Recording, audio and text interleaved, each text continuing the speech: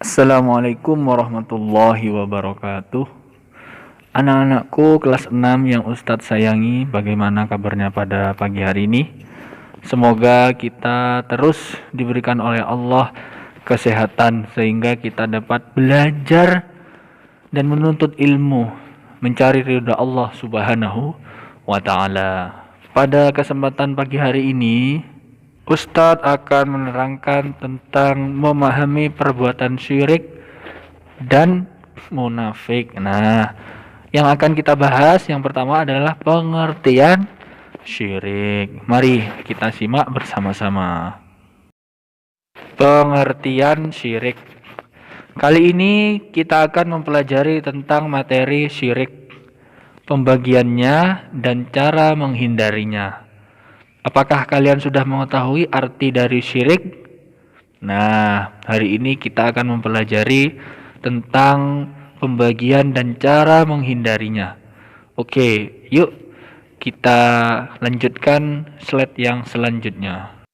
Menurut bahasa, syirik berasal dari kata syaraka yusriku syirkan, yang berarti menyekutukan Allah. Menurut istilah, syirik adalah menyekutukan atau menyamakan Allah dengan sesuatu yang lain. Menyekutukan Allah dengan apa? Yaitu dengan makhluknya. Bahwasanya Allah Subhanahu wa taala itu berbeda dengan makhluknya, bahwa semua yang ada di bumi ini itu Allah lah yang menciptakan. Malaikat, syaitan, manusia, semua itu Allah lah yang menciptakannya. Jadi tidak boleh kita menyembah selain Allah Subhanahu wa taala.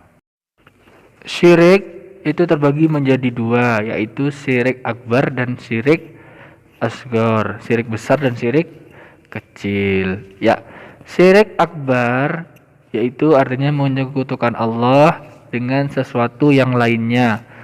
Orang yang menyekutukan Allah disebut musyrik dan kaum yang menyekutukan Allah disebut musyrikun.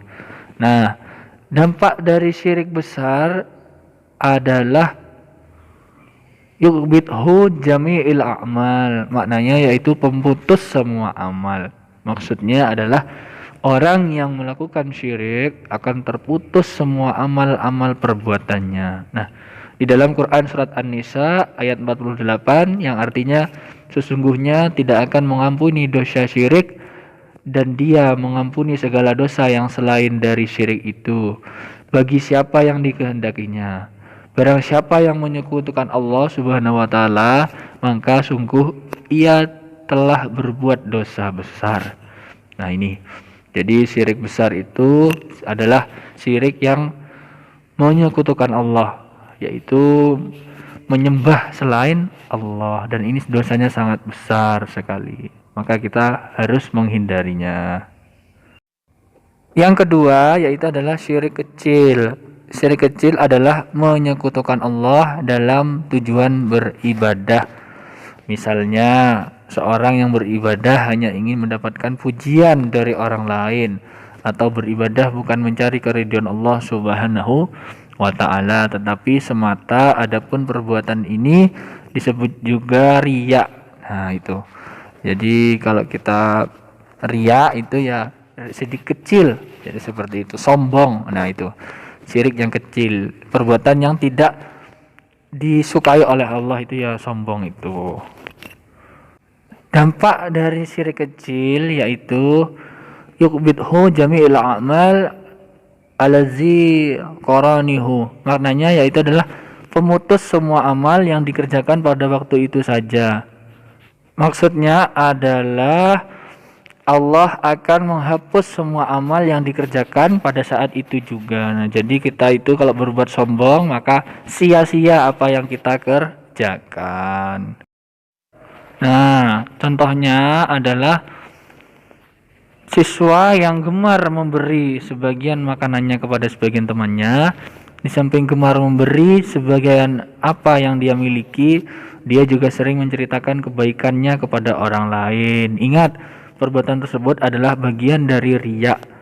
Nah, Mengapa? Karena menceritakan kebaikannya hanya untuk mendapatkan sanjungan dari orang lain, tidak untuk mencari ridha Allah Subhanahu wa taala. Perbuatan riya sangat dibenci oleh Allah Subhanahu wa taala. Tidak akan menerima amal seseorang selagi dia melakukan dosa tersebut.